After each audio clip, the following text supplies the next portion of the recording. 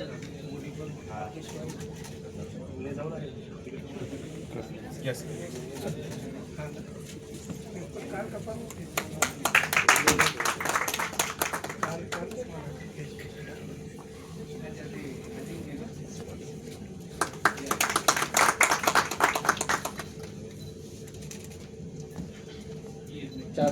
आज आपण सर्वजण इथे जमलेलो आहोत. तरी मी या ठिकाणी हा विशेष महिना आणि त्याचबरोबर आपण उद्घाटन केलेलं हर्निया विनंतीला मान देऊन इथे आलात त्यामुळे सर्वांचे आभार.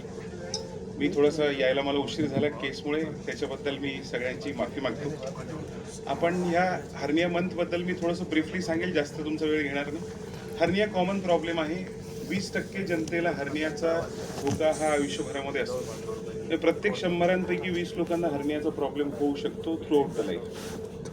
तर हा कॉमन प्रॉब्लेम असल्या कारणानं आपल्याला ह्याचे नंबर ऑफ पेशंट्सही भरपूर असतात. मागे 2 महिन्यापूर्वी आपण सर्वांनी आमच्या centre of excellence for hernia surgery ह्या प्रेस मीटलाही भरभरून प्रतिसाद दिला. आपल्या सगळ्यांना माहितीच आहे की आपलं सेंटर हे उत्तर महाराष्ट्रातलं पहिलं सेंटर आहे ज्याला एका जागतिक संस्थेनं सेंटर ऑफ एक्सिलन्स असा पदवी हर्निया रिपेअर किंवा हर्नियाच्या मॅनेजमेंटसाठी दिलेली आहे. कॉमन प्रॉब्लेम आहे पण दुर्लक्षित प्रॉब्लेम आहे. एस्पेशली ग्रामीण भागांमध्ये ही सूज येणं, मग त्याला लंगोट बांधणं किंवा बेल्ट बांधणं किंवा हर्नियाचा एक प्रकारचा भीती लोकांच्या मनामध्ये बसलेली असते, ज्यामुळे त्यांना ही केअर मिळत नाही. ओपन सर्जरी असू द्या किंवा दुर्बिणीची सर्जरी असू द्या, पण हर्नियाबद्दल जनजागृती होणं आणि लोकांचा प्रॉब्लेम त्याच्यातून सॉल्व्ह होणं ह्या मागचं हे उद्देश आहे. आज जी आपण सोनोग्राफी कुठेही करायला जातो किंवा डॉक्टरांचं कन्सल्टेशन घ्यायला जातो तर 2,000 ते 2,500 रुपये खर्च आपल्याला कमीत कमी लागतो. पण ह्या आजाराबद्दल जनजागृती वाढावी, जास्तीत जास्त लोकांना हे कळावं. शेवटी कळाल्यानंतर हा प्रत्येक पेशंटचा निर्णय असू शकतो की त्या गोष्टीची सर्जरी करून घ्यायची आहे की नाही.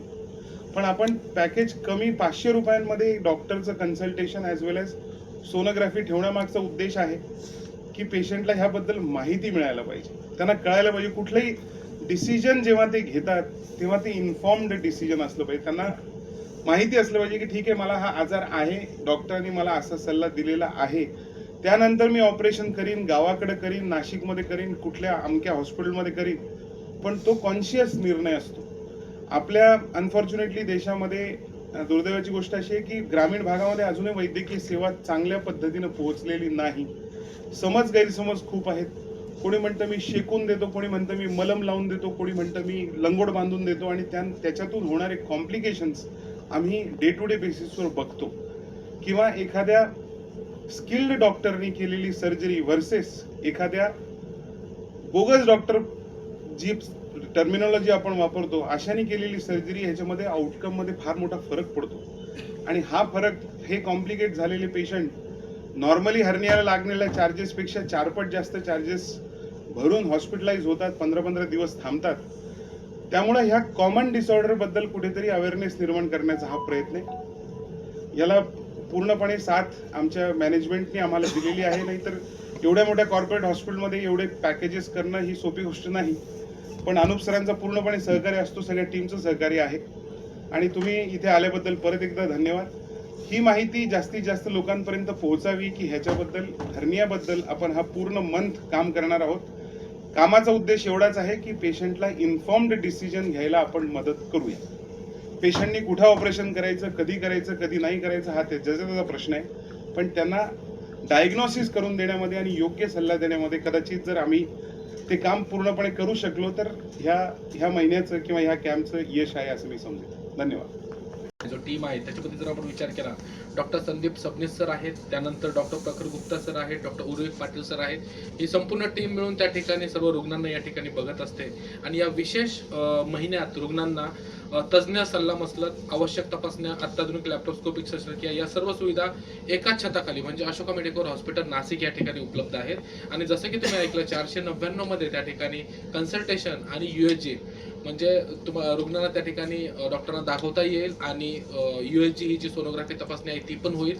आणि जर काही अडचणी असतील तर त्या ठिकाणी पुढच्या ज्या शस्त्रक्रिया वगैरे आहे त्या अशोका मेडिकल हॉस्पिटल नाशिक या ठिकाणी अफोर्डेबल पॅकेजमध्ये त्या ठिकाणी केले जातील. आता मी जास्त वेळ वाया न घालता सर्व पत्रकार बंधूंना विनंती करतो की तुमचे जर काही प्रश्न असतील तर तुम्ही या ठिकाणी तज्ञ डॉक्टरांना विचारू शकता.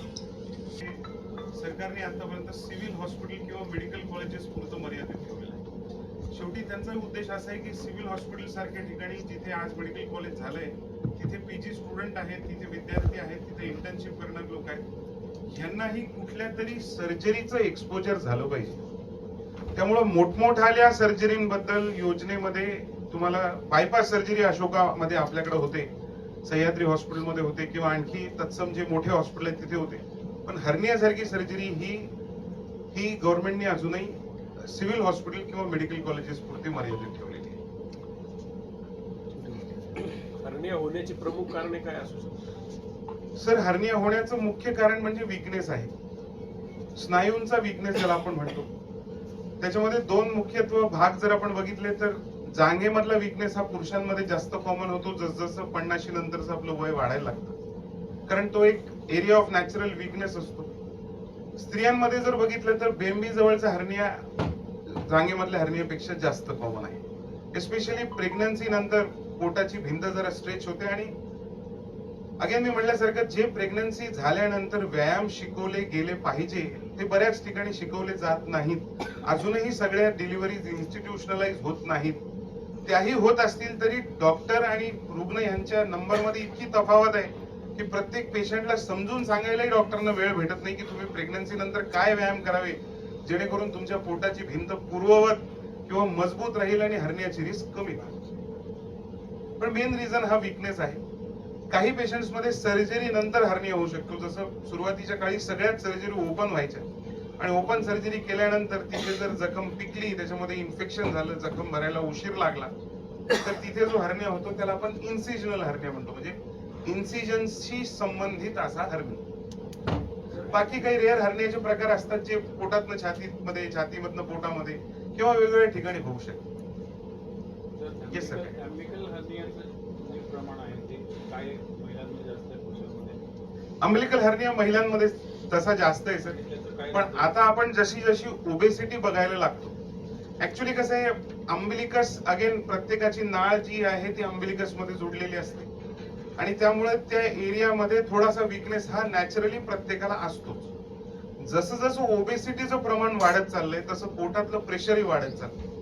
वेगवेगळे आजार जसं किडनी किंवा लिव्हरचे आजार आहेत ज्याच्यामध्ये पोटामध्ये पाणी तयार होतं, किंवा कुणाला वारंवार खोकल्याचा त्रास आहे, बद्धकोष्ठतेचा त्रास आहे, किंवा पुरुषांमध्ये 60 नंतर एस्पेशली जेव्हा प्रोस्टेटचा त्रास सुरू होतो तेव्हा सगळीकडचेच हर्निया वाढण्याची रिस्क वाढते.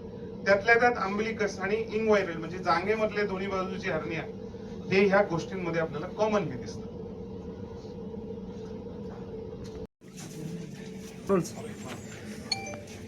नमस्कार, मी डॉक्टर संदीप सबनीस. आज आपण इथे अशोका मेडिकल हॉस्पिटलमध्ये सगळे जमलेलो आहोत. आज हा एप्रिल महिना आपण हर्निया अवेअरनेस आणि ट्रीटमेंट मंथ म्हणून सेलिब्रेट करत आहोत. आपल्या सगळ्यांना माहितीच आहे की अशोका मेडिकल हॉस्पिटल हे centre of excellence in hernia and AWR म्हणजे ॲब्डॉमिनल वॉल रिकन्स्ट्रक्शन, म्हणजे सगळे सोपे किंवा क्लिष्ट किंवा कॉम्प्लेक्स प्रकारचे हर्निया करण्यासाठी one of the best centre in north Maharashtra म्हणून रिकग्नाइज झालेला आहे. आणि हर्निया हा कॉमन प्रॉब्लेम असल्या कारणानं आपण ह्या आजाराविषयी जनसामान्यांमध्ये जनजागृती निर्माण करणे, त्यांचं इव्हॅल्युएशन म्हणजे डॉक्टरांकडनं तपासणी करणे, त्यांची सोनोग्राफी करून त्यांना योग्य मार्गदर्शन करून जर कोणी पेशंट सर्जरीसाठी तयार असतील तर त्यांना सुद्धा माफक दरामध्ये, योग्य दरामध्ये सर्जरी उपलब्ध करून देणे हा आपल्या ह्या महिन्याच्या हर्निया कार्यक्रमाचा मुख्य उद्देश आहे. धन्यवाद.